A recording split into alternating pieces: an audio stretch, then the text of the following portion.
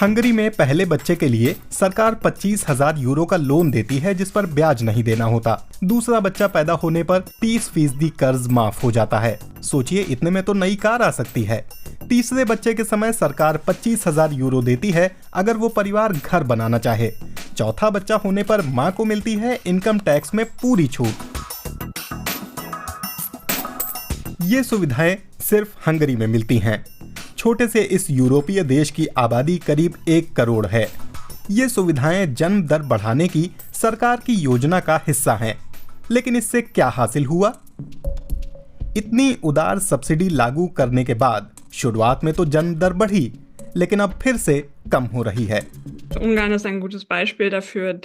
Hungary इस बात की अच्छी मिसाल है कि जन्म दर बढ़ाने के लिए दिए जा रहे वित्तीय प्रोत्साहन अक्सर अपेक्षित नतीजे नहीं दे पाते हैं, क्योंकि उनका ध्यान सिर्फ आर्थिक पक्षों पर होता है।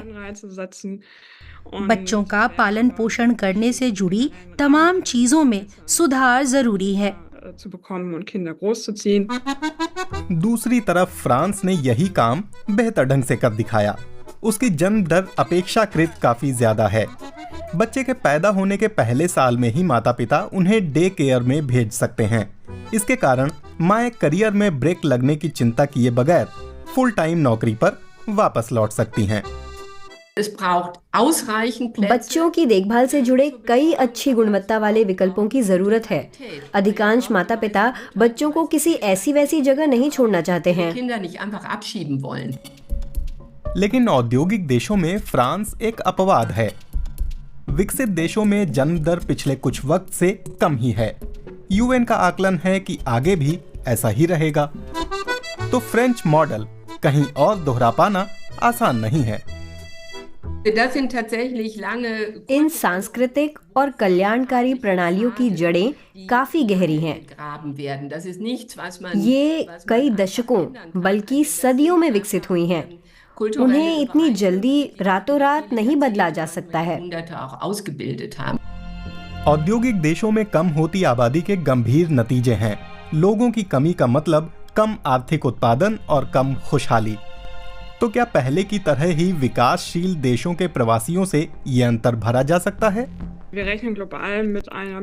हमारा अनुमान है कि वर्तमान वैश्विक रुझान जारी रहेंगे। विकासशील देशों से विकसित देशों की ओर माइग्रेशन होता रहेगा। इससे लोगों को आमदनी के बेहतर मौके मिलेंगे और करियर आगे बढ़ेगा। लेकिन अनियमित आप्रवासन से जुड़ी चिंताएं देखते हुए कई औद्योगिक देश अपनी सीमा पर सख्ती बढ़ाने लगे हैं। जनसंख्या में बदलाव के नजरिए से सोचें तो नियमित आप्रवासन और शरणार्थियों की आवाजाही के बीच अंतर करना जरूरी है।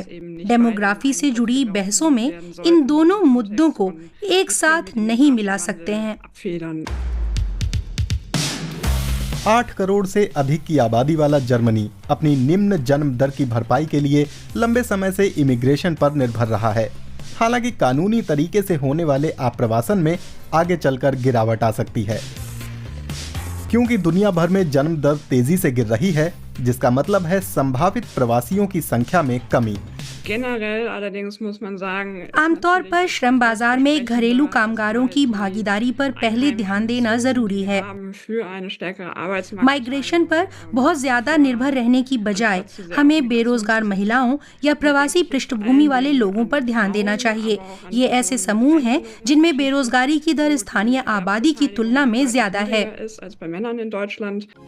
मिले जुले नतीजों के बावजूद हंगरी अपनी उदार फंडिंग नीति पर कायम है।